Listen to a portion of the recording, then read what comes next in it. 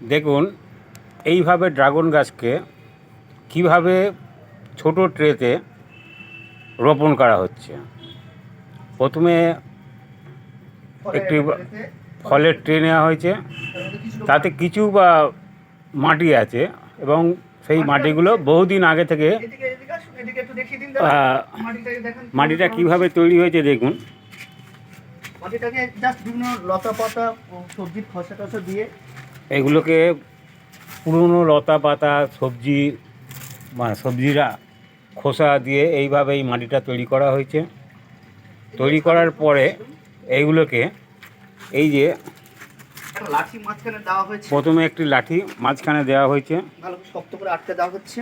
তাতে এই যে সারের মাটিগুলো দিয়ে তাকে শক্ত করে আটকে দেওয়া হচ্ছে। তার কারণ হচ্ছে এই যে আপনি আগের গাছটা দেখতে পাচ্ছেন, এখানে একটি কাঠের বিম দেওয়া আছে, তাতে ভালোভাবে এই গাছগুলোকে বাঁধা আছে যাতে না হাওয়া ফাওয়াতে বা ঝড়ে পড়ে যায়।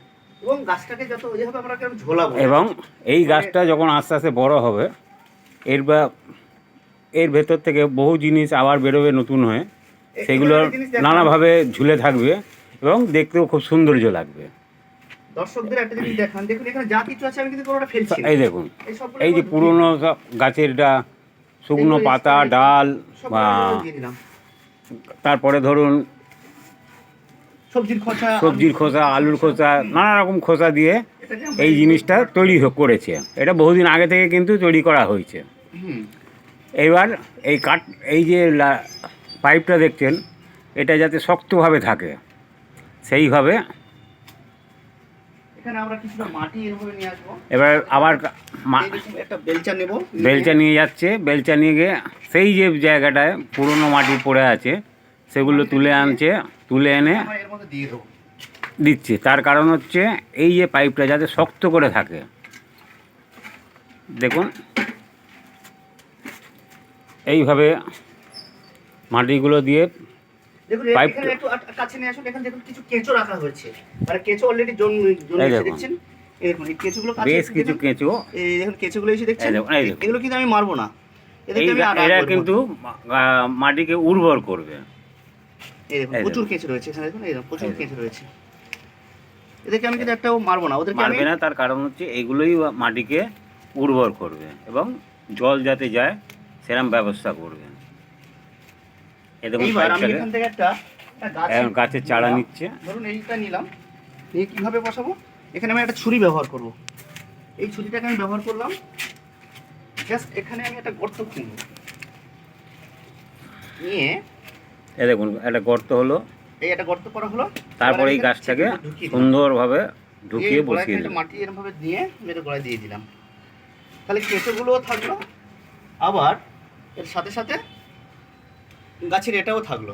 ঠিক আছে, এই দেখুন মাটিগুলো ভালো করে দিয়ে চেপে দিচ্ছে। হাতে মাঝে মাঝে কাঁটাও ঢুকে যাচ্ছে। এই সাইডটা হ্যাঁ, এই দেখুন এবার শুরু হয়ে গেছে। গাছ আগে যেগুলো লাগানো হয়েছিল সেই গাছগুলো দেখুন কীভাবে তৈরি করেছে। দেখুন এটা একটা বাঁশের ভেতর লাগিয়েছে। এর পরেরটা হচ্ছে একটা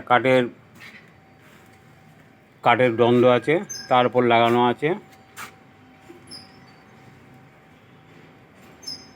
এর পরেরটা আবার একটি কাঠের বিম আছে, সেই বিমের সঙ্গে এই জিনিসগুলোকে আটকানো হয়েছে।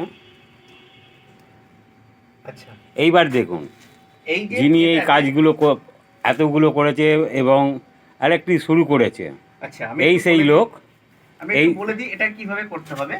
ধরুন আমরা ড্রাগন গাছটাকে এইভাবে করলাম, এই লাঠিটাকে দিয়ে আটকানোর পরে এখানে জাস্ট আমি একটা ছুরি ব্যবহার করছি, করে এই গাছগুলোকে এরকমভাবে আটকালাম। এবার এই লাঠিটাকে আমি জাস্ট করলাম কেন, এটাকে ড্রাগনটাকে আমি সেপটাকে এরকমভাবে ঝোলাবো। ঝোলানোর পর করার পরে এটা এই সময়টা এটা অ্যাকচুয়ালি উপযুক্ত টাইম না, এটা অ্যাকচুয়ালি বর্ষার সময়টাতে করতে হয়। যেহেতু ওটা ছাদের উপর ছিল, আমি এটাকে নামিয়ে দিয়েছি, তো সেই জন্য এটাকে আমি এইভাবে সেট আপটাকে তৈরি করছি। তো ধন্যবাদ।